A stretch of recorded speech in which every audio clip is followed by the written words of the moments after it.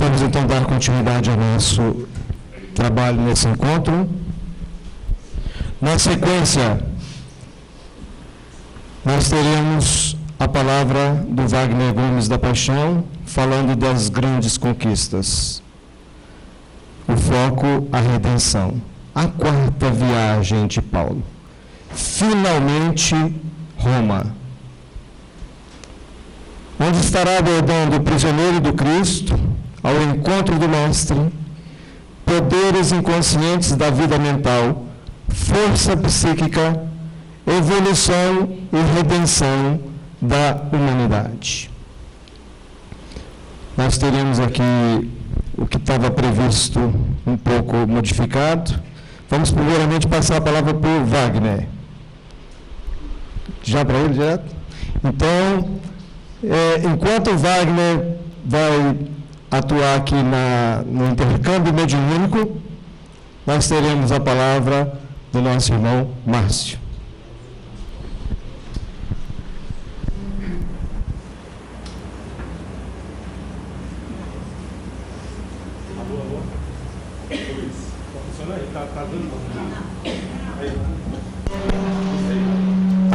Beleza. Vamos lá, Paulo.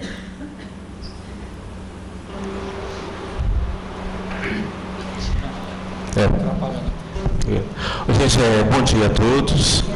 Nós vamos pedir a vocês um pouquinho de paciência, porque enquanto que o Wagner vai fazer o trabalho de psicografia, a gente vai trabalhar um pouquinho com vocês esses conceitos profundos que a vivência de Paulo apresenta à humanidade, sobretudo através da psicografia do Chico, um trabalho rico que Emmanuel traz para nós, dentro dos pontos de reflexão, análise e observação dos conteúdos do Evangelho vivenciado.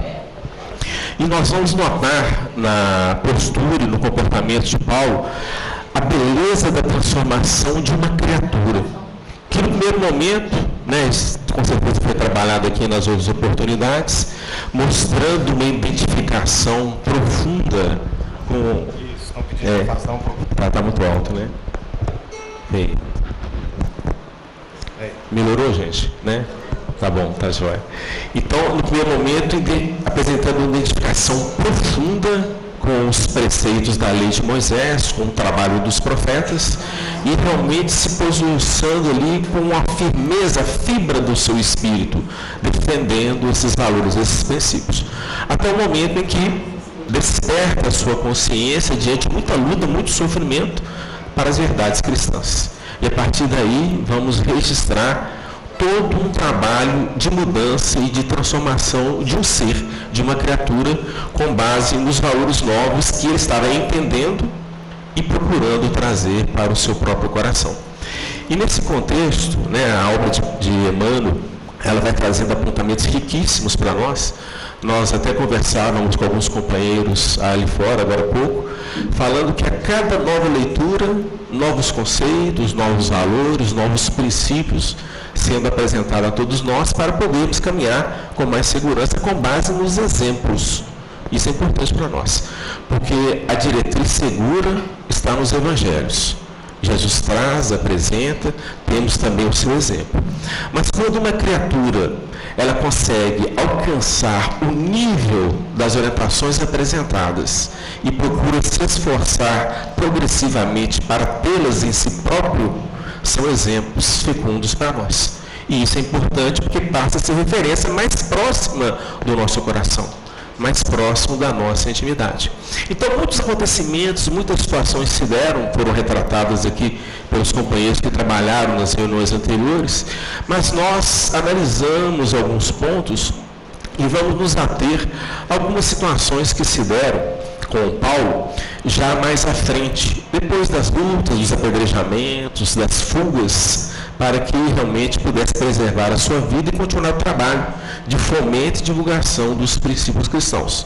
Vai se dar em Jerusalém, Quando ele vai estar mais à frente com Tiago, ele é requisitado a voltar ao templo de Jerusalém e, dentro de algumas diretrizes apresentadas pelo Sinédrio, ser purificado no templo. né, dentro de algumas diretrizes que estavam impondo para que pudesse haver uma harmonia entre os judeus ortodoxos e os cristãos na divulgação e fomento dos princípios e implantação desses valores na intimidade. Então, Paulo estabelece um diálogo com Tiago, e a gente lembra que um período atrás eles tiveram um desentendimento quanto à circuncisão e circuncisão, Paulo se posicionando firme e Tiago da mesma forma. Pedro entra no contexto para aliviar os ânimos e estabelecer harmonia entre eles, mas todos trabalhando pela mesma causa. Então havia ali, de uma certa forma, uma rixa entre eles. Mas as lutas da vida, trabalhando o coração dos homens, os levou a uma percepção diferenciada dos acontecimentos da vida e estavam agora um diante do outro procurando uma solução para um problema que diz respeito a toda a comunidade cristã de uma certa forma.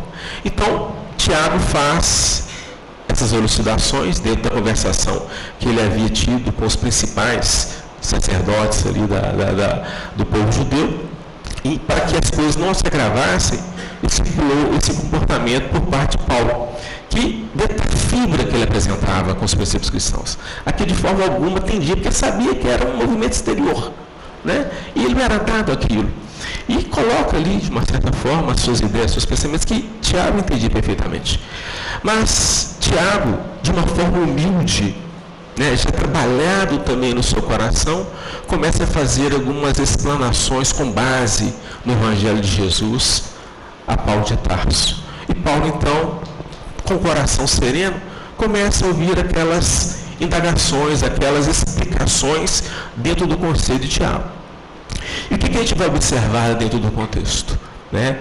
Paulo faz algumas reflexões profundas em se tratando da postura daquele companheiro simples, na região de pescadores, mas, no entanto, ele percebia que aqueles companheiros simples apresentavam sabedoria em função da condição, da vivência em que eles se movimentavam.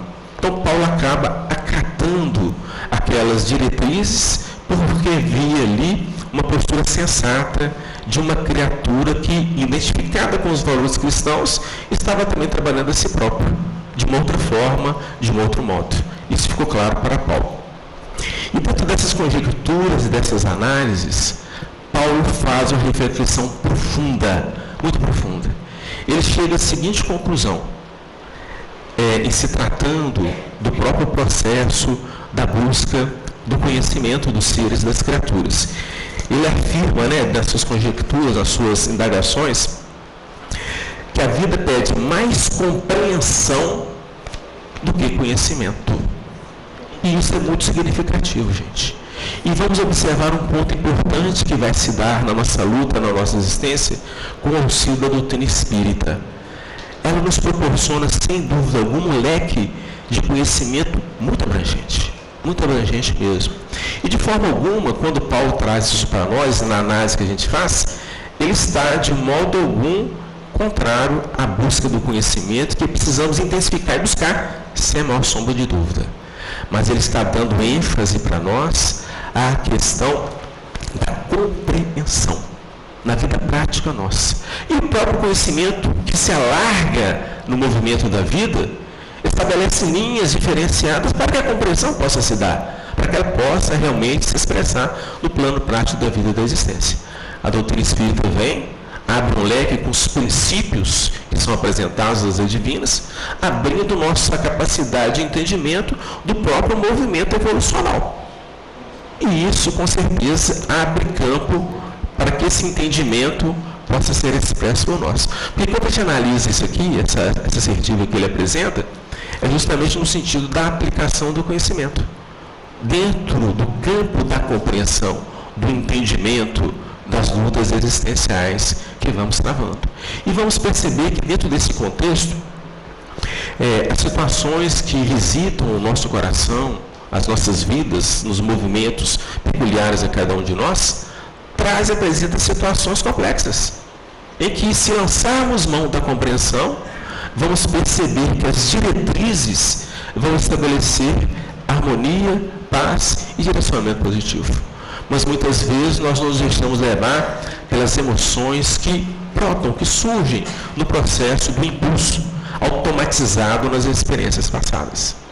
Então vamos perceber aí uma diretriz fecunda que Paulo, nas entrelinhas do processo de reflexão que ele estabelece com ele próprio, ele apresenta à comunidade cristã, para que nós estejamos atentos a esse movimento de vida que estabelece vida abundante. Porque esse período que se dá do encontro de Paulo com Tiago e o que vai vir posteriormente, está narrado no livro, estabelece uma outra fase do comportamento de Paulo e do próprio Tiago. Que as lutas existenciais no embate com as diversas situações que eles vivenciaram, estabeleceu um conceito novo no coração. Aí nós vamos lembrar uma página que está no Evangelho do Espiritismo significativa, falando para nós da obediência e da resignação. A obediência, o consentimento da razão. Analisamos, estudamos, entendemos e seremos obedientes àquelas diretrizes que estão sendo apresentadas. É, de uma certa forma, o trabalho que as leis de Moisés estabelecem com a humanidade. Não matar, não roubar, não cobiçar as coisas do próximo, e vai por aí dentro das diretrizes apresentadas. Trabalho disciplinar. Ninguém tem dúvida quanto à importância desses princípios. A inteligência entendeu. E para que possamos ser felizes, vamos obedecer os preceitos, para que possamos estar em paz com a própria consciência. Então, a obediência é o consentimento da razão, que entende, percebe, analisa, compreende toda a estrutura em que ela encontra-se inserida.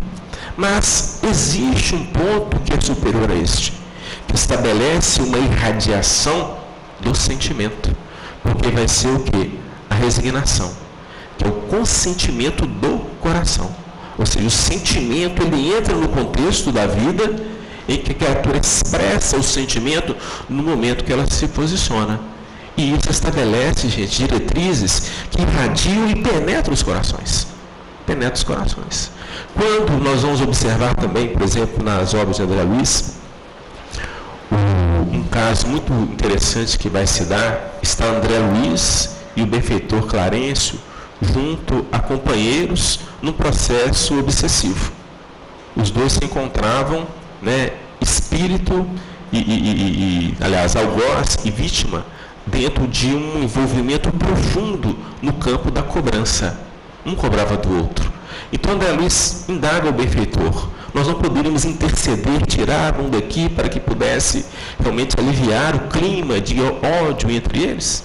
Aí Clarencio, ministro do nosso lar, afirma o seguinte: nós aqui, André Luiz, não temos condições de interferir no processo complexo que os nossos irmãos apresentam. Mas a sabedoria e a misericórdia divina já providenciou os recursos para que possamos atuar positivamente na resolução desse problema, dessa atividade.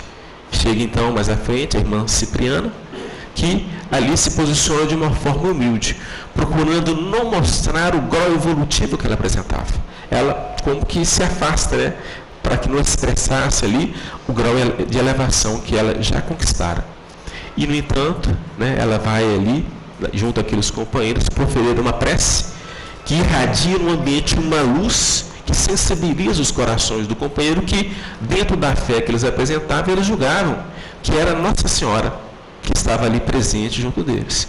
Então, o sentimento de animosidade entre eles, que encontravam-se engalfinhados ali, realmente cessa. E eles passam, então, a observar a companheira, a nobre companheira que ali se encontrava. Ela começa a conversar com eles. Porque aquela cobrança, se éramos irmãos, dentro de um contexto de aprendizado, e cometemos enganos na nossa trajetória evolutiva, e eles quedaram-se diante daquelas orientações elevadas. Poder do sentimento, penetrando os corações mais endurecidos, de forma a poder criar um leque de compreensão, de entendimento. É resignação no coração dos companheiros. E vamos observar que nesse movimento, tanto Paulo quanto Tiago já estavam se expressando nesse sentimento nobre e elevado, entendendo os movimentos existenciais que pouco a pouco trabalham na intimidade da criatura, os valores eternos que, de uma certa forma, estamos buscando. Mas vamos entendendo também que não é apenas o fruto do conhecimento. Ele é importante, é a base, é a diretriz. A doutrina espírita vem, faz um trabalho nesse sentido, né? Porque vai estabelecer luz em cima não só do Evangelho de Jesus, mas também traz luz em cima da primeira revelação, o trabalho de Moisés e dos profetas, abrindo o nosso grau de entendimento da lei, dos princípios espirituais, para que nós possamos agir no campo da compreensão, no campo do entendimento. Vamos observar a nossa vida, os acontecimentos que se dão. Não pede muita compreensão as situações? Na condição de pais com os filhos, na condição, às vezes, de filhos com os pais, no local de trabalho, com os amigos, com o chefe, ou com aqueles que estão debaixo da nossa orientação. A compreensão ela é importante. Não quer dizer com isso, gente, que haverá da parte daquele que está dando as diretrizes um pleno acordo com as ideias que estão contrárias aos princípios que estabelecem a harmonia. Mas o entendimento, não, tudo bem. Porque quando lançamos mão da compreensão, nós estabelecemos no campo de ação uma vibração diferenciada. A gente pode falar disso, porque a doutrina espírita mostra para a gente claramente. As energias que fluem são diferenciadas. Emmanuel chega a falar para nós a respeito do processo do duelo mental que às vezes estabelecemos. No trabalho, em casa, estabelecemos uma discussão com o companheiro, com a determinada criatura. Se for no trabalho, voltamos para casa. Se for em casa, vamos ao trabalho com aquilo na cabeça. E mantemos ali um verdadeiro duelo. As ondas mentais se comunicam. Se a criatura não estiver vigilante no campo da proteção espiritual, com a prece, buscando os pensamentos mais elevados, ela vai estabelecer respostas. E Emmanuel fala que nós vamos criando trincheiras, no sentido de criarmos ali resistência. Ou seja, o campo de batalha está crescendo, está se intensificando. Porque não há ali a busca pela compreensão, pelo entendimento. Então, Paulo, quando ele afirma isso, e vamos perceber que está se dando lá na frente, depois de muitas batalhas, muitas lutas, muitos apredejamentos, em que reflexões profundas se deram, sem dúvida alguma, no campo da experiência, ele chega a essa percepção pelo coração. Porque isso é uma expressão do sentimento dele. E está mostrando para nós a luta do homem, a luta da criatura, que está num trabalho de ascensão consciente. É o que a doutrina espírita nos proporciona. Um trabalho de crescimento, transformação, ascensão espiritual de forma consciente. Por que esperarmos os reveses da vida? Para que nós possamos ter paciência com o próximo, paciência com o semelhante. Por que esperarmos a enfermidade para que a gente possa ter mais paciência e acolher de forma fraternal o irmão, o esposo, a esposa, né, que terá também que nos auxiliar ali naqueles momentos em que a enfermidade nos coloca no leito? Tem acontecido com muitos de nós. Então, são recursos que a providência, a misericórdia divina nos proporciona no campo do aprendizado. E lá na frente a gente reflete, né? Puxa vida, se não fosse aqueles momentos do leito, eu não estaria apresentando os conceitos em termos de vida abundante que hoje apresento. Há muita coisa a ser conquistada ainda, mas já há um plano de compreensão maior em se tratando dos movimentos da vida. Então o leito proporciona isso. É uma forma de evolução e de crescimento. Mas se nós estamos entendendo o mecanismo evolutivo, por que então não lançarmos mão desses recursos para que a gente então antecipe todo o processo? E aquela enfermidade que poderia ocorrer não apresentará aquele peso da forma como poderia se não houvesse abertura do nosso coração. Então são coisas interessantes que são apresentadas por esses companheiros, porque é muito bonito, gente, o trabalho que Paulo faz junto às comunidades, levando o Evangelho, os princípios cristãos, mas é muito mais bonito ainda o trabalho que ele faz com ele próprio. Porque no campo pessoal é aquilo mesmo que ele impôs a si próprio e esforçou por alcançar. Né? Até o momento em que a espontaneidade, que é a resignação que falamos, que é o consentimento do coração, se expressa. Mas até então a gente percebe, analisando mais no campo de aprendizado nosso, em que vamos estar mais vigilantes, mais atentos, para que utilizemos primeiramente a razão, a obediência, até chegarmos a essa espontaneidade, que realmente expressa fruto de vida e vida abundante, como Jesus trouxe à humanidade. Um outro ponto importante que nós vamos observar nessa fase, nesse momento, é que Paulo encontra-se ainda em Jerusalém, né, vai ser vai ser preso, esses acontecimentos vão se dar, será conduzido para Roma, até próprio pedido dele, o Afonso referiu-se a isso, em se tratando que ele apela-se para César, dentro da própria cidadania romana que ele possuía. Nós vamos perceber que ele traz um outro ponto também importantíssimo para as nossas reflexões. Quando ele fala que a existência humana é bem uma ascensão das trevas para a luz. E qual é a importância de entendermos isso? Primeiramente, para sabermos onde nos encontramos. A doutrina espírita, nesse sentido, mostra claramente quem somos nós, de onde nós vimos e para onde nós estamos caminhando. Isso é importante na caminhada de qualquer criatura. Se é apresentada uma criatura, um mensageiro, por exemplo, levar uma mensagem em determinado local, ele tem que saber o caminho, onde que ele vai chegar, para que ele possa fazer o percurso da forma mais rápida possível, porque o objetivo é que a mensagem chegue o mais rápido possível ao destinatário. Então, fazendo uma comparação, dentro do processo evolucional também, é importante que nós compreendamos quem nós somos, onde nos encontramos, de onde nós estamos vindo e qual é o objetivo nosso. A doutrina espírita coloca claramente para a gente. E até um recurso no campo da orientação do entendimento que muitas outras religiões, doutrinas filosóficas, espiritualistas, não conseguem apresentar com a profundidade que nós alcançamos com a doutrina dos espíritos. Isso faz das criaturas seres melhores? Sim, pelo esforço progressivo no sentido de crescer e melhorar. Mas não faz com que nós possamos nos sentir melhores do que os outros. Porque todos estamos numa trajetória evolucional. O companheiro ainda não entende, não percebe com largueza, mas vai compreender um dia. O outro já entende muito mais amplamente do que a gente. Está adiante de nós. Mas cada um no seu movimento, dando o que pode, o que é capaz. E vamos perceber que o que tem chegado até nós no campo da orientação é algo bem abrangente, que requisita, de uma certa forma, um esforço persistente para que os valores sejam expressos no plano prático da existência. Emmanuel diz para nós, em uma de suas páginas, através da psicografia do Chico, que o muito conhecimento é adquirido por nós, mas não havendo um esforço, por mais simples que possa ser, para expressarmos no plano comportamental o conhecimento adquirido, aquilo gerará um conflito na nossa consciência. E esse conflito, ao longo do tempo, tende a transformar-se em enfermidade, problemas no espiritual, manifestando-se na estrutura física, que será, no contexto mais abrangente, aquele elemento que, no retorno dos acontecimentos, representará o elemento de propulsão do processo transformativo do ser, da criatura. Então, são elucidações.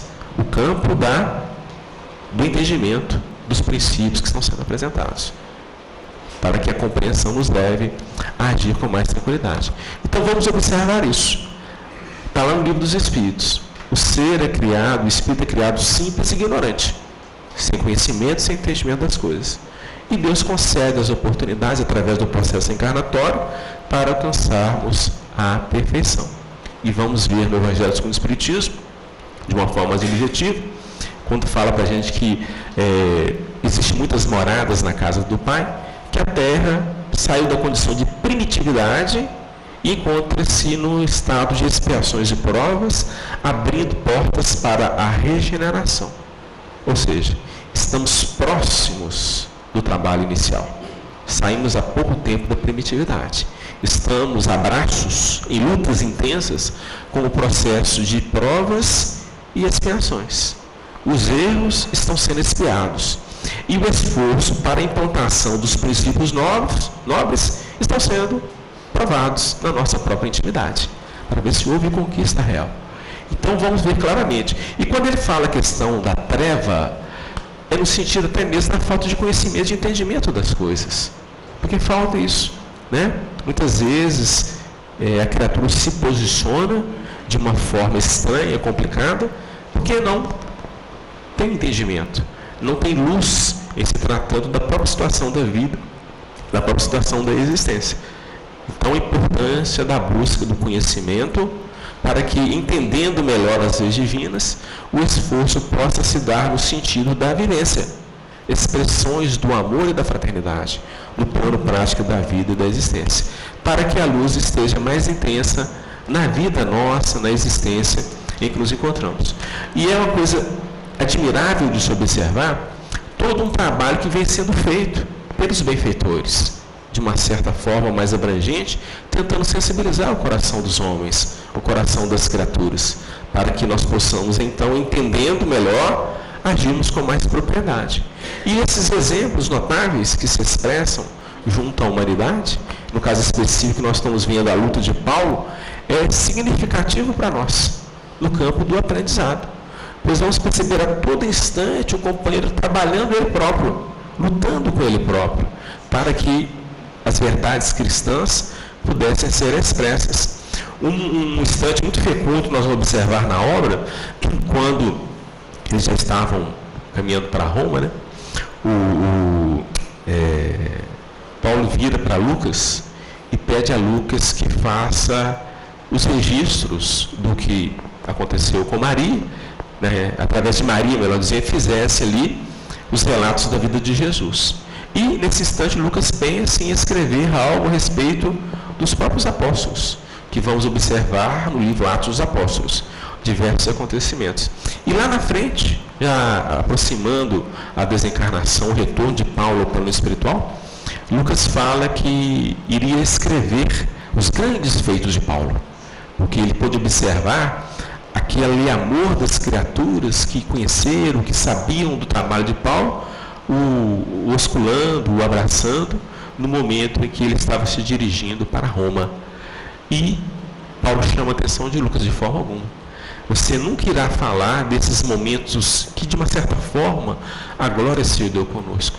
Você vai falar do homem duro, que perseguiu os cristãos, que agiu de forma estranha muitas vezes, porque isso é importante até mesmo para os posteriores, que terão conhecimento desses acontecimentos, para que eles não se iludam com a questão das coisas tranquilas e harmônicas da vida, porque a conquista dos princípios cristãos é através de luta intensa.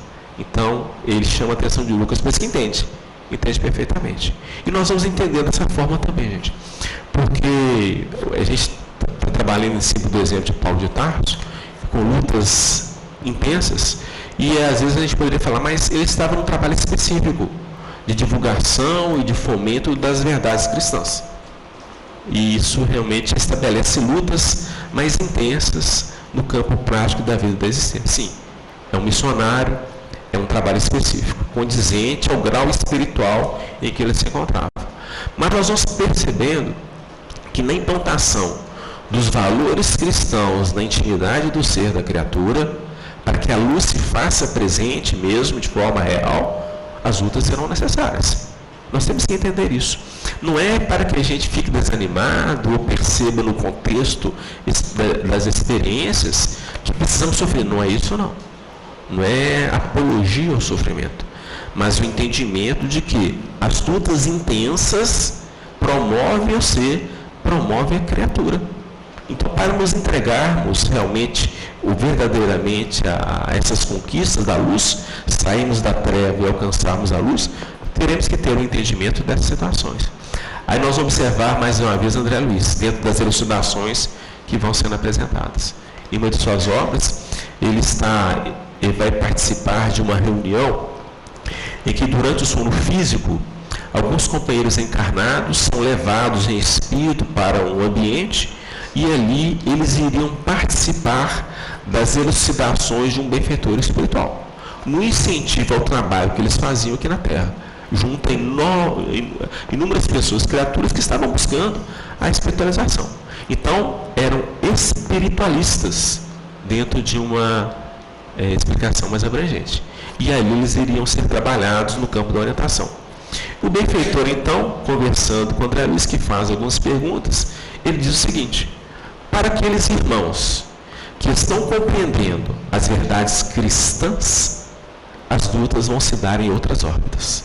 Os companheiros estão no trabalho inicial, entendendo a continuidade da vida, uma série de valores e princípios, processo encarnatório, até a questão da própria mediunidade, intercâmbio entre o plano físico e o plano espiritual. Mas dentro de uma visão espiritualista mais abrangente, sem muita preocupação com o cerne da questão, porque são fases evolucionais das criaturas. Mas para aqueles adeptos ao cristianismo e querem implantar em si próprios, o processo se dará de uma forma diferenciada, pois as lutas irão acontecer de uma forma mais intensa, porque é o despertar do ser, o despertar da criatura para a vida abundante que Jesus trouxe. E ele mesmo dá um exemplo disso. A gente percebe, né, já teve a oportunidade de falar alguma coisa nesse sentido, um dos fatos, um dos episódios que chama muito a nossa atenção na postura de Jesus é quando ele está diante de Judas, traidor. Ele sabia que Judas iria fazer o que ele fez, mas em momento algum ele se rebela contra Judas, se posiciona apenas para um de vós vai distrair-me. Chamou o companheiro a um exame consciencial. Apenas isso. Porque é a criatura, dentro do plano de eleição que ela traz, que ela estabelece. Nós não temos direito de influenciar ou conduzir aquilo que é o livre-arbítrio das criaturas. Ela tem que se movimentar dentro da naturalidade, porque o erro vai representar caminho de acerto. A gente entende, sem dúvida alguma, que o drama consciencial de Judas, após o acontecimento do feito, foi importante para o despertar dele, para uma vivência mais condizente com os princípios e os valores que ele estava entendendo e percebendo no Cristo, mas ainda estava preso às ilusões transitórias, os valores do mundo, a bolsa cheia e outros recursos mais, como aconteceu com Pedro também em outro aspecto, quando ele nega Jesus. De forma alguma, Jesus fala, né? Um de vós vai distrair-me. De forma alguma, Senhor. Né? Aí lá, um de vós não. Ele fala com Pedro, né? Que Pedro o trairia. Desculpa, gente. Ele fala com Pedro que Pedro negaria. Né? E nesse instante, Pedro fala de forma alguma, Senhor. Negá-lo? Qualquer coisa acontecer, eu estou com o Senhor. Mas, no entanto, na prisão, né? A negação se deu por 3 vezes. Quando o galo cantou, foi o despertamento. Nossa. E aquilo implantou um registro na intimidade de Pedro. Tanto é que lá na frente, ele abre as portas da sua casa para acolher os necessitados. E isso tem todo um processo, em que as situações, as vivências presenciadas, vivenciadas ali por ele estabeleceu essas bases no campo da ação, no campo do comportamento. Então, são as lutas que vão se dando. E Jesus, de forma alguma, vai contra a postura de Judas. E no instante que antecede a prisão, que vai culminar com a crucificação, ele diz: aqui vens, amigo, né? Acolhe o companheiro no coração. O sentimento o envolve, independente das eleições pessoais que a criatura possa ter, possa realizar. Fala, mas é Jesus, sim, é Jesus. Mas é o exemplo que ele traz para nós, para que nós possamos então alcançarmos isso. E vamos perceber que essa expressão do sentimento, embora apresentada por Jesus, o mestre por excelência, o governador do nosso orbe, é fruto de conquista. Ele conquistou isso. Quando foi? Não sabemos. Perde-se nos erros as experiências que o conduziu à perfeição. Mas ele passou por experiências. É um espírito que foi criado simples e ignorante como qualquer outro. E alcançou essa condição trabalhando a si próprio. E vamos entendendo que para alcançarmos tal grau de evolução, deveremos também trabalhar a nossa intimidade, trabalhar o nosso coração, aproveitando os inúmeros exemplos que temos diante de nós. Seja através das histórias mais distantes, estamos analisando aqui a questão de Paulo de Tarso, exemplo vivo para nós, sobretudo através do trabalho de Emmanuel, né, no livro Paulo Estevam, como também aqueles que se encontram mais próximos de nós. Um desses apóstolos do Cristo esteve conosco e retornou há pouco tempo ao plano espiritual, que é Francisco Xavier. E sem dúvida alguma deu um testemunho de vida. Ele deu a sua vida para que os valores do Cristo pudessem estar junto a nós, dentro da faceta que a doutrina espírita apresenta à humanidade, que retrata as leis divinas, as leis do Pai e do Criador. E um ponto interessante que nós observamos também nas análises de Paulo, que vai dizer isso mais à frente, ele diz o seguinte, o Evangelho do Cristo é o sol que ilumina as tradições e fatos da antiga lei. Então, o sol que ilumina os fatos e as tradições da antiga lei. O Evangelho de Jesus. Aí nessa linha em que as revelações vão chegando à humanidade, vamos observar o quê? A doutrina espírita como sendo esse sol que traz luz em cima do Evangelho, que apresenta luz em cima das leis antigas, mostrando uma ligação entre elas que estabelece uma diretriz segura para a humanidade, para as criaturas, no sentido de alcançar um nível mais elevado de expressão do amor e da fraternidade. Então vamos observar um roteiro seguro na caminhada evolucional nossa, na busca do conhecimento, o entendimento das leis, trabalhando na nossa intimidade os aspectos da compreensão profunda pelo coração e expressando essa compreensão no plano prático da convivência entre os homens. Quando na condição de pais, por exemplo, nós observamos um filho que está ali na adolescência, a gente entende que os sentimentos do passado estão aflorando na intimidade dele, ele não consegue compreender de uma forma perfeita, até mesmo que se passa com ele, se posicione em alguns momentos de forma rebelde, em função da necessidade de afirmação.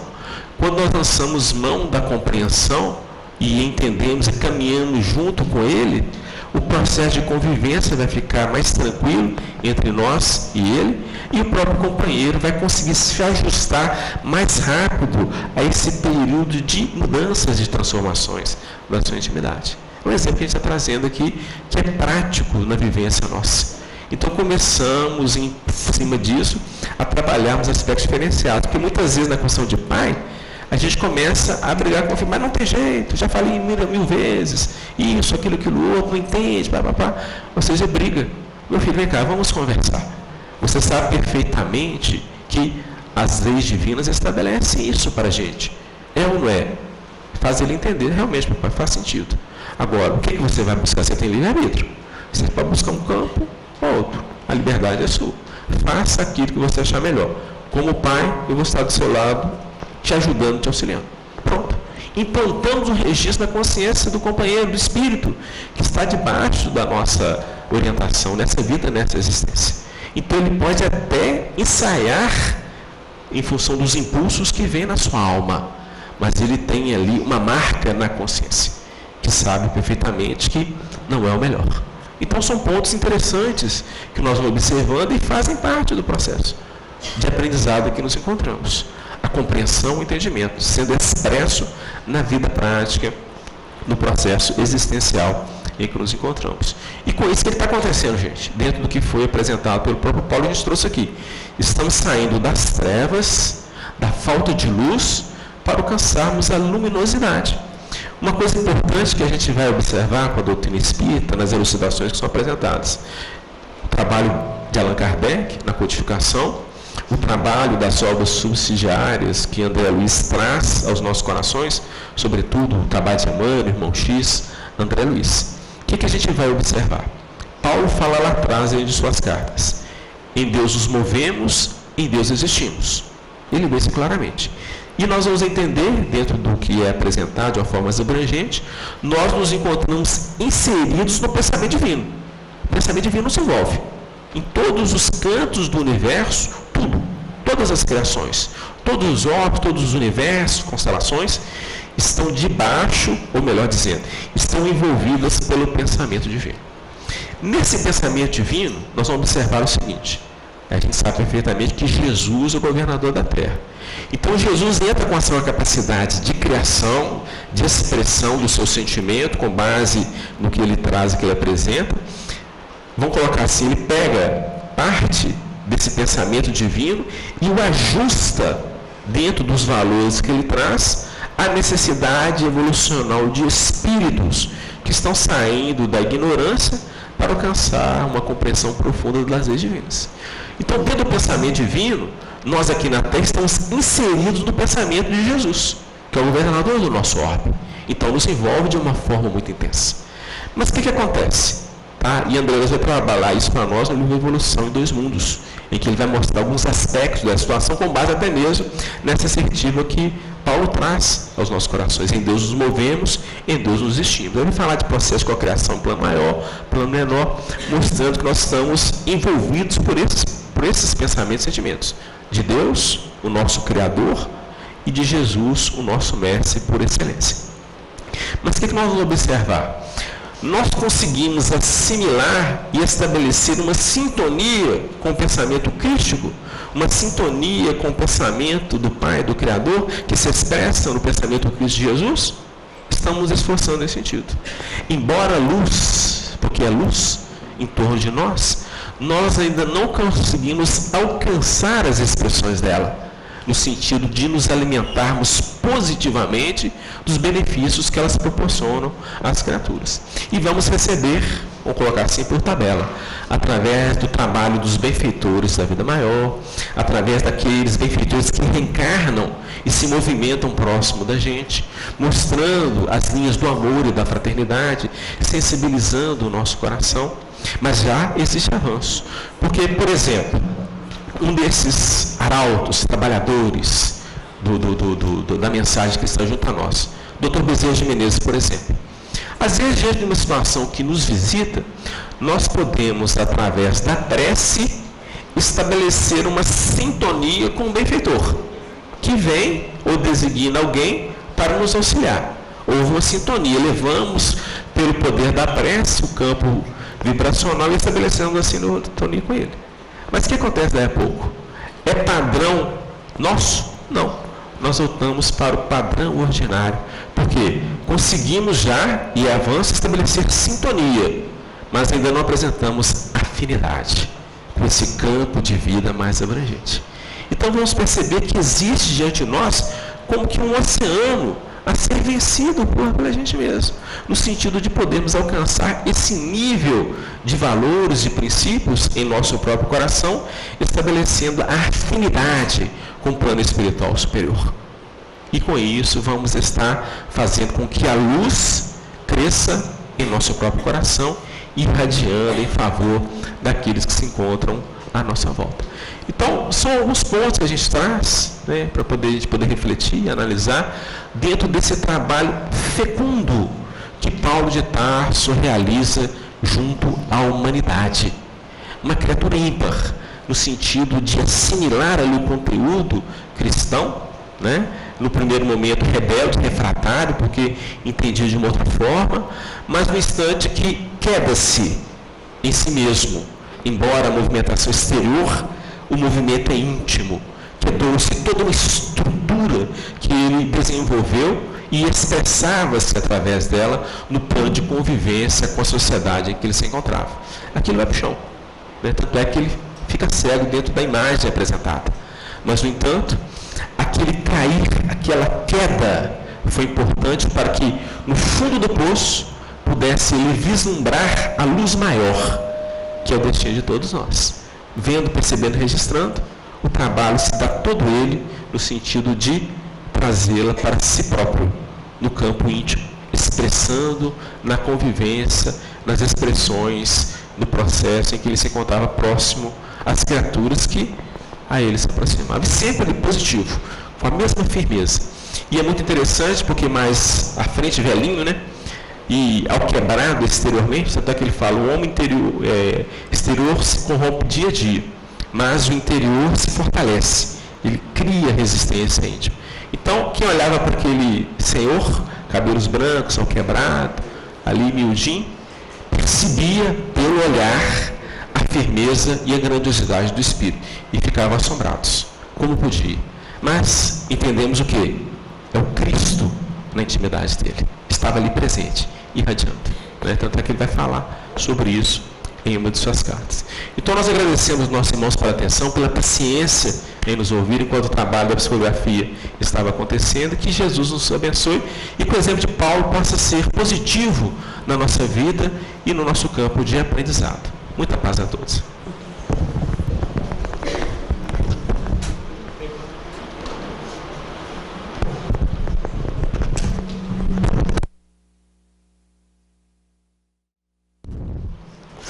Meus irmãos, nossos votos de muita paz, de muita harmonia a todos. Pedimos a Deus que nos ampare, que nos ilumine nessa jornada que termina hoje, culminando com tantas reflexões substanciosas acerca do trabalho cristão. Se o Márcio delineava aqui algo para nossa reflexão sobre o prisioneiro do Cristo, nós vamos identificar que esse trabalho, ele passa pelos meandros da alma, e não é um trabalho que se improvisa, é um trabalho de decisão, é um trabalho de despertamento, é um trabalho que comunica o resultado de inúmeros investimentos, incontáveis valores recebidos pelo Espírito. Se num plano filosófico nós podemos compreender que o ser apenas revela a sua herança divina, porque o Espírito é criado por Deus, nasce de Deus, e toda a sua viagem em termos evolutivos, ela se processa como um retorno consciente ao Criador. Então, como nós dissemos, filosoficamente nós abordamos que o princípio inteligente, a mônada celestial,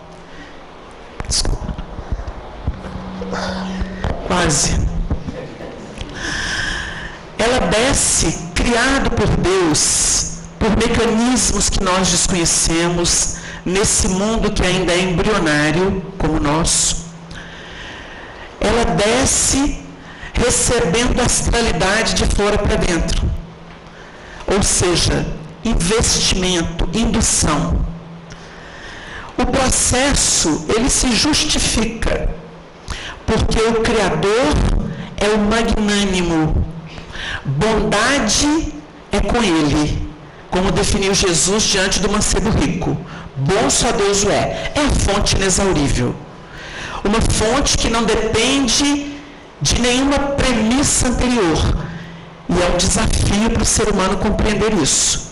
Deus não tem princípio e não tem fim. E nós vivemos num mundo em que começo, meio e fim definem a dinâmica da nossa evolução.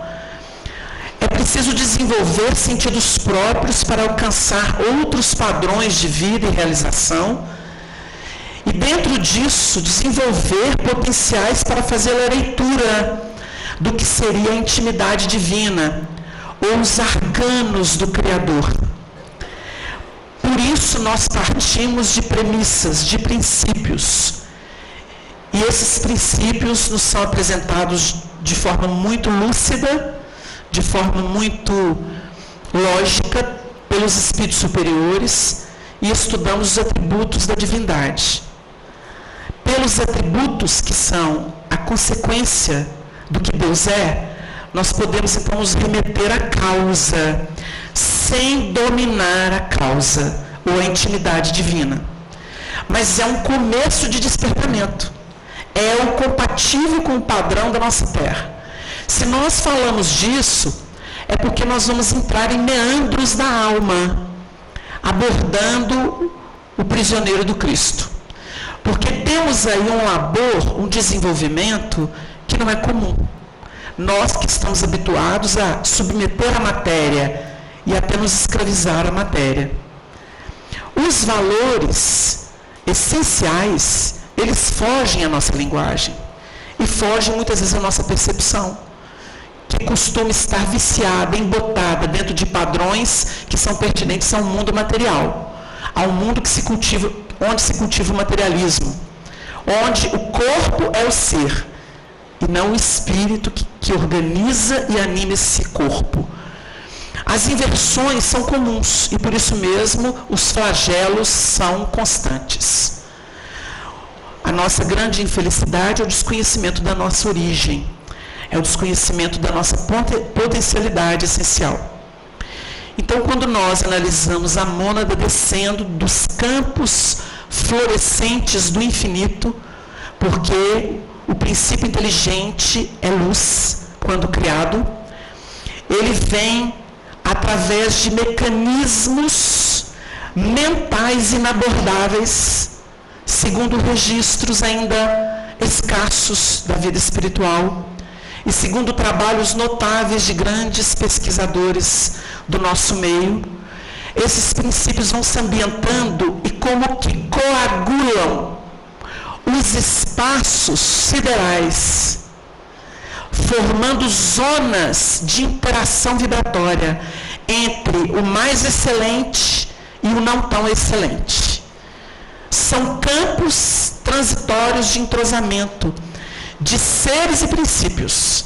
E não tem outra forma de falar disso.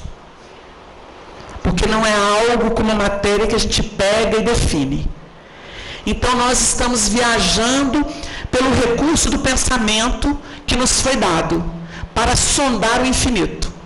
A filosofia fez nascer a ciência objetiva, com seus recursos hoje tecnológicos que esquadrinham o infinitesimal ou o macrocosmos. Mas nós temos que partir para a filosofia para abordar espírito. Porque só podemos conceber espírito pelo pensamento e a afirmação da obra básica, o Livro dos Espíritos. Somos livres por dentro de nós. O pensamento é livre. Através do pensamento, a alma se liberta de qualquer jugo. Então é através do pensamento que nós podemos conjecturar acerca da criação infinita. Criando essas zonas nas suas manifestações multiformes, plurais, ambientando seres e princípios que gravitam segundo o teor, as conquistas evolutivas alcançadas, uns subindo, outros descendo. Nós vamos perceber que há, para o que sobe e para o que desce, uma espécie de comunhão, em que eles permutam aquilo que será comum a todos, a riqueza divina. Quando dizemos que a matéria expressa o poder do Espírito, nós estamos lidando com os dons de Deus. Nada existe que não seja de Deus. E nós operamos nisso colocando a nossa marca. Nos mundos felizes, essa, entre aspas, coagulação obedece a circuitos de forças que nós desconhecemos. Nós temos uma escala chamada estequiogenética, que vai de um elemento simples a outro elemento que nós consideramos a família dos elementos que dão à nossa Terra as suas características, quimicamente falando. Nós temos uma escala prismática que não responde por tudo que existe em termos de cor. Nós temos uma capacidade auditiva restrita, porque os animais demonstram uma capacidade infra ou ultra, para além. Mas nós vamos tentando codificar esse assunto. Os espíritos revelam que, na medida em que se elevam, começam a ouvir sinfonias siderais.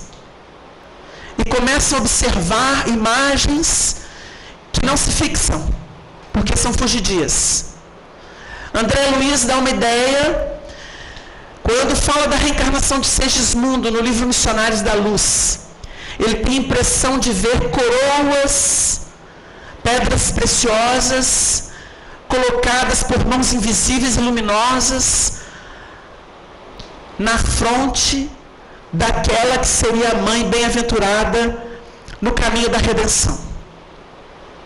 Então são valores que transcendem percepções comuns. E nós estamos habituados, estamos fixados em zonas específicas de trabalho. A reencarnação é reducionista por excelência. E para ultrapassar esses liames, ou esses limites reencarnatórios, temos que nos valer da força do Espírito. Porque existe, na linguagem de Jesus, o maior diante de Deus dos nascidos de mulher, que significa conquista pela reencarnação. E era exatamente o precursor, João Batista. Mas o menor no reino dos céus é maior do que João. Porque aí o batismo é outro, não é o da água, é o do Espírito. E para ter o batismo do Espírito, tem que ter se esfalfado muito através do renascimento pela água. Ninguém com mente virgem ultrapassa o seu limite. Mas a aquisição de cada reencarnação imprime imagens, princípios, nesse campo mental vertiginoso e desconhecido da humanidade. Imprimindo valores que se multiplicam. E é interessante, se nós temos o processo da fixação da semente no plano terrestre, quando vamos estudar o Gênesis de Moisés. Se nós temos a fixação do princípio na semente, a semente que contenha o vegetal, para assegurar o plano da reprodução sexual no planeta, em que há uma autonomia, o assunto diz respeito à esfera espiritual. Porque nós não estamos isolados das bênçãos divinas que se multiplicam em nós pela força do nosso poder intrínseco. Então nós vamos entender que as sementes escolhidas e fixadas nos aprendizados comuns da reencarnação nos autorizam uma reprodução por conta própria, em que o ser lança mão no processo analítico e faz uma síntese, para depois fazer análise de modo inteligível. Caminhamos empiricamente, a necessidade nos guia, porque a lei de conservação nos obriga a buscar a comida, o sexo, a água, o abrigo. Mas esses primeiros movimentos embrionários, formalizando o chamado instinto, que é uma providência superior à presença de Deus em nós, ele faz a síntese. E Allan Kardec define que o instinto nunca erra, enquanto que a razão pode ser o erro. Tem muita gente aí justificando o injustificável. E muita gente compra o assunto. É o palpite humano. A morada dos palpites é a terra, segundo Pitágoras.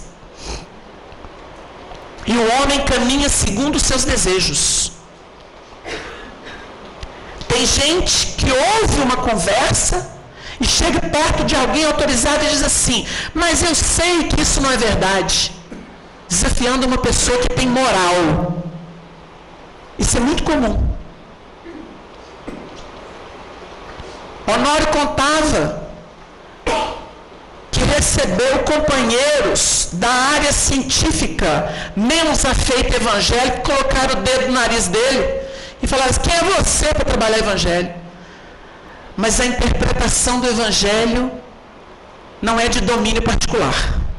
Ensina os textos sagrados. Porque a alma deve se emancipar para buscar onde tem. E é por conta dela. Ninguém faz isso por nós. Assimilação para fazer a síntese, que significa princípios, virtudes. E depois a análise desse contexto. Quem fez a síntese em si, arregimentando valores, e produz a semente, essa semente se multiplica no tempo. Porque a equação é de domínio da criatura, que se tornou inteligente, no sentido de conjugar razão e sentimento. Não é mais o Adão e Eva da retaguarda da evolução embrionária, mas é o Espírito Divino e Maria, no campo da fecundação psíquica. É por aí. Nesses territórios desconhecidos e chamados inconscientes da vida mental, nós vamos encontrar a gênese das produções. Sheila aborda no livro Passos da Vida, Pontos Mortos. E ela vai falar sobre as áreas mortificadas do sentimento, demonstrando aquilo que nós conhecemos de sobra: mágoa, ressentimento, ira, irritação, má vontade, preconceito, e vai por aí. Para trabalhar isso só tem um mecanismo: usa a bondade, a compreensão, usa o perdão. São zonas mortas, nos induzindo à repetição sistemática daquilo que é treva, porque nós conhecemos e não fazemos. Sombra para quem não sabe nada. Sombra é ignorância. O elemento não dá notícia, mas treva é para quem sabe e não faz. Então não se assustem, porque o povo fica buscando dragão, mas o dragão está aqui. Eu sei e opero no contrário do que eu sei. Esse é o dragão. É a serpente que engordou no tempo. Porque se a serpente é a proposta reptícia, nós vamos encontrar a sua expressão superlativa no dragão. E não precisa fantasiar. Tem muita fantasia, como dizia o Arnaldo, enfeitando as cabeças. Não é por aí. O assunto é mais profundo, porque Deus não cria monstros. Deus cria vida. Nós adulteramos a vida e surgem os seres teratológicos. É por nossa conta. Tem muita gente ocupada com o estudo do que não interessa, para não se ocupar com o estudo de si mesmo. Mas não é o estudo de si mesmo à luz do palpite humano, não. Porque nós temos que buscar fontes altas, genuínas, para operar nessas bases. Porque se descer para zonas estranhas, para essa serpente enrodilhada, como define o Velho Testamento, essa serpente enrodilhada, quem enrodilha essa serpente é a força divina. Ela está guardada dentro de nós. Ela pode ser muito útil, porque é dela que nós vamos tirar o material para purificar a casa. E é estranho, né? Porque a serpente é a expressão do interesse pessoal. Mas se no primeiro momento da evolução não tivesse o ser centrado em si mesmo, ele não aprenderia a amar-se, para depois aprender a amar o outro. Lá na retaguarda, dar pancada no outro para comer primeiro, estava certo. Porque ele estava aprendendo a se cuidar. Não existia ninguém para ele. Ele era o rei da criação, o centro do universo. E estava certo. Primitividade.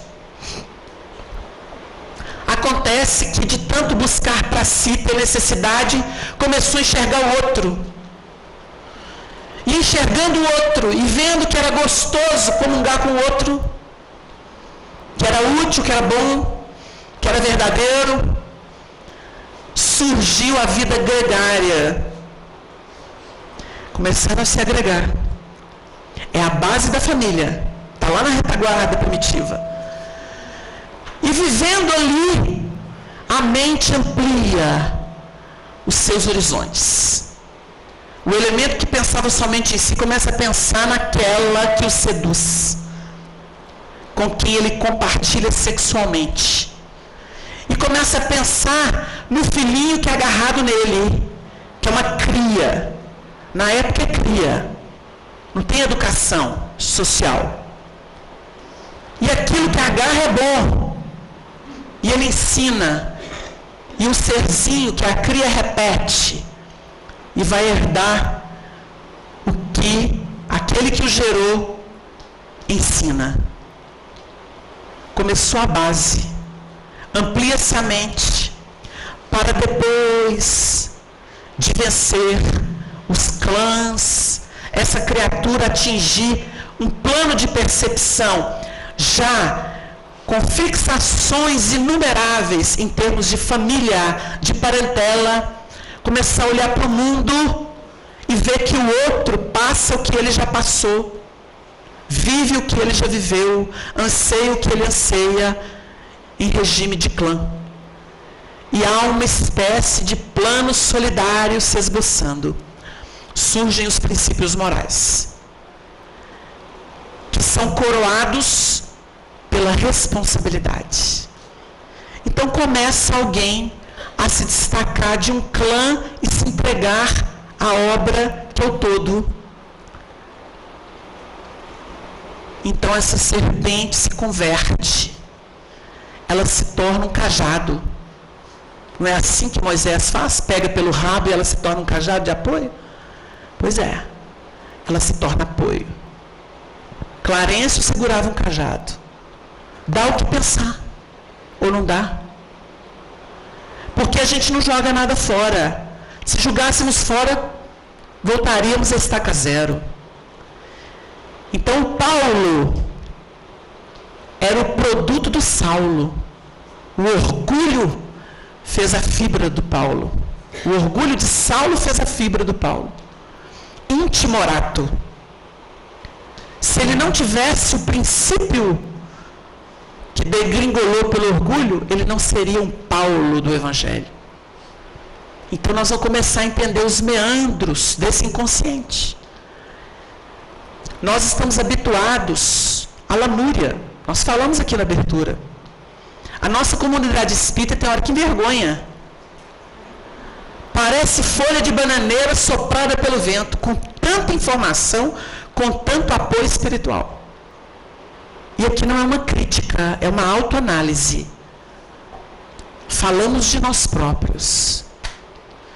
Porque qualquer dificuldade, nós nos descabelamos. A morte nos assombra de tal modo que parece que a gente não tem certeza da imortalidade. Resistências, bloqueios, preconceitos, vaidades, fantasias. Allan Kardec escreveu no livro dos médiuns que compra-se por pouco preço aquilo que educa. Mas o que deseduca é o que faz sucesso. E a pessoa ainda argumenta em favor. Você quer acalentar a treva, acalenta. Mas não me venha com esse tipo de propósito. Jesus, quando Pedro vinha com essas ideias que nós temos, de apego, de idolatria, ele dizia assim: vai de mim, Satanás. Eu acho que nós estamos precisando tomar essa postura. Chegou com a chorumela, vai de mim, Satanás. Para ver se acorda a nós mesmos. Porque eu estou falando de mim, não estou falando de ninguém. Estou falando de mim, da minha realidade. Então nós temos dificuldades financeiras, nós temos dificuldades de perda afetiva, de relacionamento que não está indo muito bem, mas por que isso acontece mesmo? Tem gente que lê lá o divórcio, a carta de divórcio que Moisés deu, Jesus responde assim: ele deu por causa da dureza dos vossos corações. Que dureza é essa, gente? Oh, não está dando para viver com meu marido. Dureza do seu coração. Mas que isso? É ele que me maltrata. Você veio na terra para passear? Meu patrão é insuportável. Prefiro ficar sem dinheiro, passando fome, dependendo dos outros. Mas que divórcio. Você vai lançar a mão de Moisés se você tem Jesus? Dureza de coração, então precisa de lei, dando pancada para cima e para baixo. Porque se não for do jeito que eu quero, não presta. Ué, mas então, você não vai evoluir. Se for igual a você, vai ficar no mesmo lugar, estacionou. O que parece comigo não presta. Para mim não presta. Nós temos que chegar a essa conclusão. Prisioneiro do Cristo não é um ser caprichoso, que vive de vontades feitas. Esse é Momo. É o rei do carnaval. É o Mamon. O rei das riquezas, tudo é com ele. Ele é dourado, mas é uma besta, profere mentiras. João 8,44, vós tendes por pai ao diabo. Ele foi homicida desde o princípio, Porque ele só profere a mentira, nele não há verdade. E porque eu vos digo a verdade, não credes em mim. Palavras de Jesus. Nós estamos com o espiritismo claro e sério, mas adoramos a fanfarra da mentira e seguimos os tontos. Um homem como Honório, um homem como Sobral, um homem como Leão, um homem como Arnaldo, um homem como Peralva, um ser como Chico, levavam dedo na cara, cusparada na cara, por falsidade ideológica de quem os procura. Falsidade ideológica. Isso é hipocrisia, gente. Nosso meio está hipócrita. Preferiu a mentira, o bezerro de ouro, para anatematizar Kardec, Chico, Jesus. É isso que está acontecendo. Não, eu adoro o Evangelho. Para enfeitar o que mesmo? Porque nós não aplicamos. Todo dia tem um motivo novo para chorar. Chorumela, como dizia o Arnaldo, que está presente conosco. Então a gente para pensar. Prisioneiro do Cristo, prego em grades. Paulo escreveu. Eu posso pregar se não for em grades? Se eu pregar sem grades, eu sou personalista. Eu sou vaidoso, eu sou orgulhoso, eu sou fantasista. Eu sou obsidiado. Essa é a verdade. Não podemos falar do trabalho de Paulo, da culminância de sua redenção, 30 anos apanhando. Emmanuel deu a senha para o Chico, quando ele vivia suas lutas. Começar é fácil, continuar é difícil. Chegar ao fim é crucificar-se. Mas quando vamos estudar o assunto, na intimidade da vida mental, o que nós vamos perceber? A dor, o sofrimento, estiola os corpos falsos das emoções, dos caprichos, das ilusões. Quem apanha é o homem velho. Está doendo demais. É o homem velho que está duro, hein? Porque a pedra, quando bate e procura o apóstolo, a primeira fere, dói. A segunda um pouco menos. A terceira já não alcança. Porque o apóstolo já respira em regiões divinas, como aconteceu com Paulo. Já não via pedra, já não sentia nada. O corpo é veste, não é o ser. Se um louco, entre aspas, do Oriente, no campo do mentalismo, consegue deixar apodrecer um braço sem sentir nada, os faquires orientais, inutilidade pura. Não serve para nada isso. Só para provar que a mente pode. Da mesma forma que os espíritos tratam o insulamento. Não serve para nada, cultivo do egoísmo. Porque o bom é viver no povão. Vão para o povo, sal da terra, fermento. Tem que fazer o papel. Se o sal não salgar, é insípido. O que serve? Só para ser pisado. Vós sois a luz do mundo. Não se pode esconder uma cidade edificada sobre um monte. Ela tem que mostrar-se. Ou é aquisição ou não é. Ou tem ou não tem. Uma coisa é saudade. Uma coisa é entorpecimento.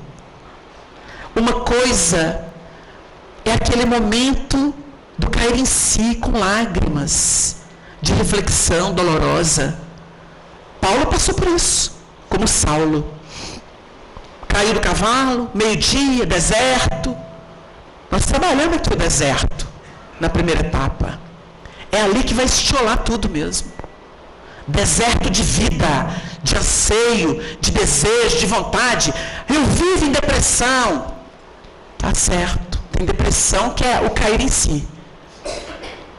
Faz o inventário e levanta. Desperta-te, ó tu que dormes. Levanta-te dentre os mortos. Porque Deus vai agir. Onde a coragem? Onde o valor dos cristãos primitivos? Não tem dúvida que tem muito mérito. Tem gente que trabalha muito, mas é só movimento. Não descures do teu íntimo, diz o Evangelho, porque a verdadeira aquisição é por dentro. É claro que o movimento de trabalho lá fora é um exercício para desenvolver o interno. Porque a nossa evolução se passa assim. Nós precisamos da matéria como laço que prende o espírito. Então ele fica preso. Então ele se ambienta ali. E ele começa a lidar com a matéria que retrata o seu poder intrínseco. Só que o homem viciou e achou que a matéria que tem poder. E inverteu o papel. Aí começou o materialismo prático. Esse que domina a nossa sociedade. Então nós temos um texto de Paulo para trabalhar o assunto da transformação profunda, que ele diz assim, em 1ª Epístola aos Coríntios, no seu 1º capítulo: com leite vos criei, porque não suportais o manjar. Com leite vos criei. E ele vai trabalhar o assunto que diz respeito à idolatria. Fé cega é idólatra. O Chico é o meu Deus, cego. O Chico não é Deus de ninguém, é trabalhador. Não adianta tentar criar religião em torno de Chico Xavier. Ele é multiplicador do Cristo. O Chico poderia dizer como Paulo: eu plantei, Apolo regou, mas Deus dá o crescimento. Nós não somos nada, porque Deus é que faz tudo. Isso é ilusão. Nós consideramos os espíritos amigos por benfeitores, companheiros de evolução. Meu Deus, se um filho não é propriedade nossa, é irmão de evolução. Na hora que Deus tem que levar, Ele leva. Não adianta espernear, não adianta suplicar, não adianta falar, não adianta acreditar. Na hora que tem que ir, Ele vai. Ele é de Deus, como nós somos. Essa compreensão tem que varrer a sociedade para desarticular essa treva que se calcificou e domina as mentes, escraviza os corações. Paulo rompeu com o sistema. Não era fácil para ele. A posição dele era muito mais amarrada do que a nossa. Nós estamos em plano de relatividade. Nós não somos suprassumo de nada. Nós não temos a qualificação de Paulo. Foi preparado desde a sua chegada para ser universal e não se prender a nada. Então nós temos que pensar: meu Deus, que queres que eu faça? Senhor, que queres que eu faça? Esta é a grande pergunta da nossa vida. Onde estamos? Com quem estamos? Como estamos? O que queres que eu faça? Nós viramos um para o outro. Eu vou lá para o Eloimar. Ô, Eloimar, pois é, tô tocando a vidinha, né? A peleja. Ser médio não é fácil. Estamos aí tentando fazer alguma coisinha. Discurso besta, Wagner. Estamos caminhando com a graça de Deus. Lutas são muitas. Mas se elas não existirem, não há transformação. Não há evolução. Evolução é trabalho, suor, quando não lágrimas. Chico foi um decidido. Chico Xavier foi alguém decidido. Eu me decidi. Ele comunicou isso a Arnaldo Rocha em 1958, em Pedro Leopoldo. Arnaldo já estava casado pela segunda vez. E ele foi lá, pousou.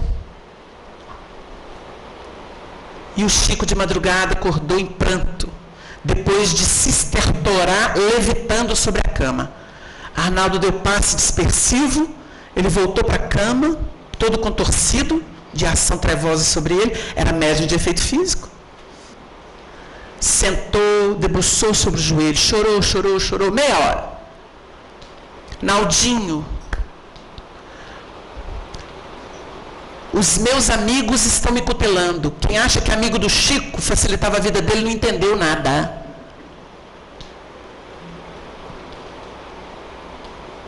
Amigo aprontava, porque endeusava. É o problema da idolatria.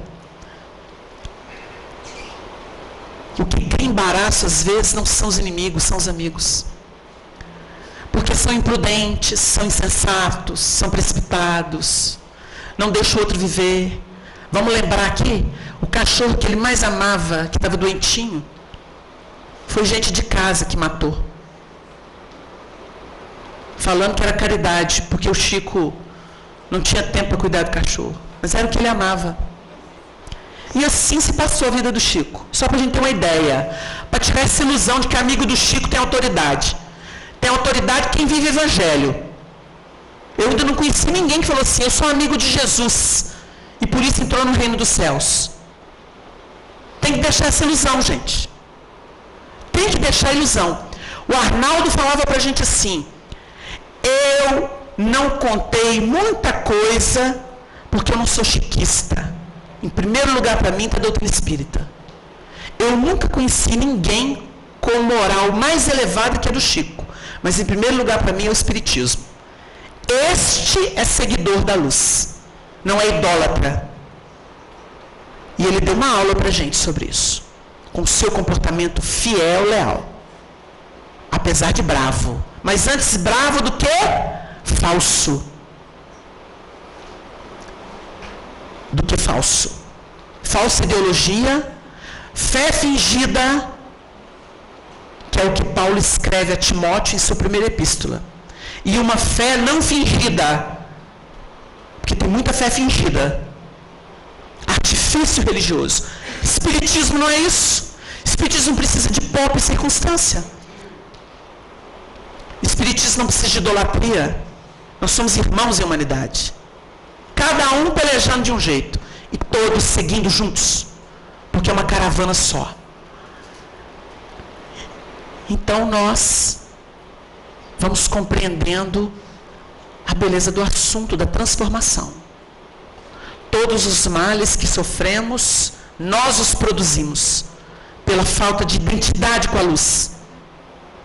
O Chico, certa feita, disse assim, orientação tem muita, o que falta é intérprete.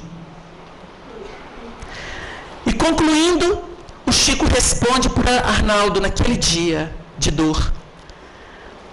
Eu já expliquei para os inimigos de Jesus que nesta encarnação eu dei o meu corpo para que a doutrina cristã se irradiasse de Minas para o mundo. Era uma decisão. Não era alguma coisa que a gente fala assim, estou tentando ser médium. Estou tentando ser espírita. Conversa furada. Assuma, seja. Sou. Com todos os meus defeitos, mas sou. Porque é no que eu creio. É o que eu estou buscando viver. Com a graça de Deus que colocou isso na minha porta. Porque a maioria humana não conhece isso. Porque a divulgação ainda é acanhada. Porque depende de quem? De nós, cheios de fantasias, cheios de ego, cheios de travas, cheios de zelo, querendo ser reis, doutores de lei, e não entendemos nem a nós mesmos. Cristianismo é simples e claro, como o sol radioso que nos ilumina. Este é Jesus. A codificação não tem linguagem dúbia. Ela é o que é. Para isso precisou de um linguista. Kardec era uma autoridade em língua, para não deixar dúvida. Uma das primeiras providências tomadas, um dos discípulos mais lúcidos do Cristo, porque tinha que ser lógica. Saiu da lógica, não presta. Entrou na fantasia, no misticismo, não tem parte conosco. Vá de retro, Satanás. E sem preconceito, mas porque nós temos um compromisso com a nossa identidade verdadeiramente cristã. E cristianismo não é ilusão. Quem ia para o martírio ia ciente do que estava fazendo. porque sabia da vida eterna. Saía de César para se entregar a Jesus. E hoje nós temos 1000 propostas. Esta aqui é uma opção. Eu não estou viajando, não estou no carnaval, não estou bebendo, não estou comendo até me matar. Mas eu estou me fartando de luz no encontro em que se estuda a verdade. A verdade, não a mentira. Porque a treva está tentando colocar mentira dentro do espiritismo. E se a gente não abrir os olhos, eles vão fazer com o espiritismo como fizeram com a doutrina cristã. Mutilando, desviando, enfeitando de paganismo das fantasias que pululam nas suas cabeças. Mas o cristianismo, Rede Vivo, tem um papel: consolar. O que é consolar? Eu chorar todo dia para ter uma mãozinha na minha cabeça? Não. Calma. Você não perdeu ninguém. Você não perdeu nada. Você atravessa uma circunstância que vai revelar um talento que você desconhece. Haja com calma e prudência. E ao final do ciclo, você vai ser convidado para um banquete. Porque no festim de bodas, depois de tentar com a humanidade ocupada com seu tráfico, com a sua violência, com a sua indiferença, com o seu egoísmo, com o seu orgulho, o Senhor manda buscar todos aqueles nas saídas dos caminhos. Ao final de ciclos de aprendizado, em que nós somos saturados de nós mesmos, assim, não me aguento mais, estou precisando de novidade. Aí chega o Evangelho. É a grande novidade da Terra. É aí que chega o trabalho. Então, o trabalho de culminância de Paulo diz respeito à redenção de si próprio. Já não sou eu quem vivo, é o Cristo que vive em mim. Mas quando Cristo vive, é a compreensão da pedrada. O Chico justificava até quem fazia mal para ele. Não, meu filho, ele é bom. Não era. Ele é bom no outro sentido, porque o Chico havia se convertido ao cristianismo. Então, quem lhe fazia mal era bom. E quem lhe bajulava, que tentava exaltá-lo, era mal. Ele descobriu a verdade e elegeu a verdade para si. Até quando viveremos de mentira? Da mentira personalista que nos toma e que nos impede de conhecer o que é a verdadeira vontade de Deus. A redenção de Paulo, no trabalho de desgaste de si mesmo, se corrompendo por fora, para fixar valores por dentro. Esse é o nosso trabalho. O que nós levantamos de reflexão aqui é o que nós vamos encontrar em Paulo e Estevão, em Ave Cristo, em há 2000 anos, em renúncia, em 50 anos depois. Emmanuel trouxe para a nossa atualidade a história dos primeiros cristãos. Só ele fez isso. Incomum a sua obra. Para que não nos iludíssemos com as fantasias do nosso tempo. Com o subterfúgio, com as propostas reptícias das nossas tendências, que são as nossas concupiscências. Aquilo que nós guardamos como se fosse artifício para minimizar a luta. Sigamos para a luta. Abracemos a nossa cruz. Só ela é a redenção. Não há outro símbolo de redenção na terra. Somente a cruz do martírio do homem velho, para que o novo surja. Sem morte não há ressurreição. Então vamos silenciar o eu, para que o Senhor fale através de nós. O nosso tempo se foi. Nós desejamos a todos muita paz, muita alegria no cultivo da boa nova no coração. Que o Senhor nos fortaleça. Muito obrigada.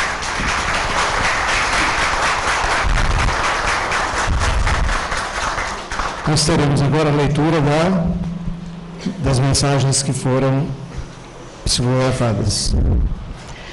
Lealdade a Jesus. Caríssimos irmãos, nossos votos de harmonia e coragem ao lado de Jesus, o excelso amigo de todos nós. Não é sem muita emoção que tomamos do lápis fraterno que se me disponibilizam para grafar alguns pensamentos de gratidão e amizade por todos vocês de nosso ideal espírita cristão. A desencarnação é realmente um banho renovador para o espírito. 9 décadas e 2 meses de atividade contínua na matéria densa da Terra fez-me descobrir a beleza transcendente do amor do Mestre, porque qual semente revestida de pesada crosta, obtive do meio e das circunstâncias existenciais os recursos de desgaste dessas resistências, ensejando-me revelar o cerne de mim próprio. E foi no encontro com a doutrina dos Espíritos que me senti frágil planta, fadada a produzir segundo minha espécie, sob o zelo incomum do Senhor Jesus.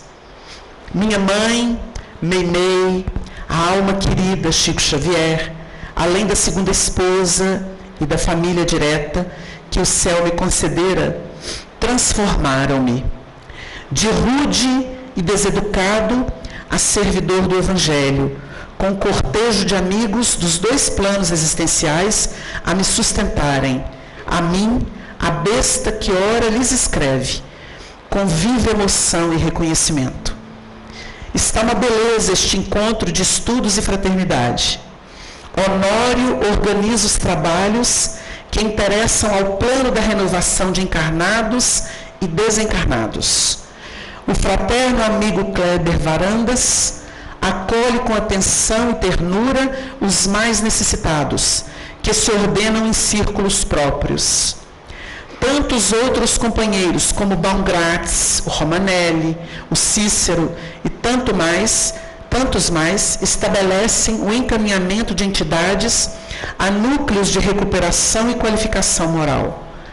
Mas se damos pálida notícia da comunhão fraternal por Jesus, encontramos igualmente os afetos em união no bem, formando bases de eclosão da bondade, da consciência, do amor à doutrina, a beneficiar os muitos tarefeiros do Consolador que aqui se encontram. Sinto-me, apesar da idade avançada com que me despedi do plano físico, o mais novo da vida espiritual, considerando que os amigos já apresentam habilidades e excelente adaptação à vida nova. E se algo posso recomendar aos irmãos e irmãs que ainda operam na Terra à luz do Espiritismo, é exatamente a lealdade aos princípios da codificação, o respeito à obra de nosso Chico e de nossos outros medianeiros sérios, libertos de vaidade e presunção. Lamento muito as fantasias que muitos adotaram em nosso meio espírita, pois gente respeitável e amiga tem adotado as obsessões e desvios doutrinários de tantos aventureiros por expressão da verdade espiritual. Infelizmente, são cegos seguindo cegos, conforme advertiu o excelso amigo em seu Evangelho de luz e amor. Companheiros, o legado que nos foi entregue pelo ilustre Allan Kardec é rumo definitivo para todos os que desejam se iluminar pela verdade. Porém, não nos iludamos. Fazer luz por dentro significa abrir mão do homem velho nas disciplinas e sacrifícios benfeitores. Conquistar a coroa do trabalhador, do Mestre, de sua seara misericordiosa, custa-nos renúncia e humildade, fé e bom ânimo. A bondade de Jesus e dos bons amigos do alto me proporcionaram uma lida de mais de 60 anos no trato com espíritos e médiuns, de modo que, dialogando com o além, aprendi o que é fidelidade ao bem, à verdade, à própria consciência. Oxalá todos vocês conduzam o trabalho com vigilância e sem caprichos. Se algo valemos na terra, ainda tão eivada de leviandades e corrupções morais, é exatamente o serviço de amor, bem prestado, em favor dos semelhantes. Mas o amor deve ser lúcido e coerente com o que Jesus nos ensinou. Recebam um aplexo de fraternidade e consideração deste menor irmão, Arnaldo Rocha. ternura e perdão.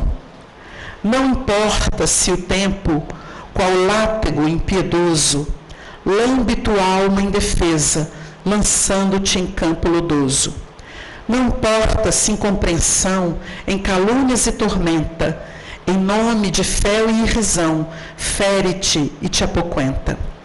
Em tudo, em toda provação, o que realmente te importa é teres o coração a que te reportas.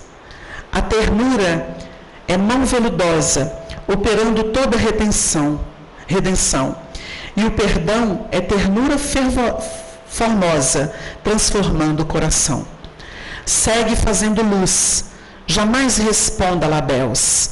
Se carregas a cruz, teu caminho leva aos céus. Meimei. O casal veio.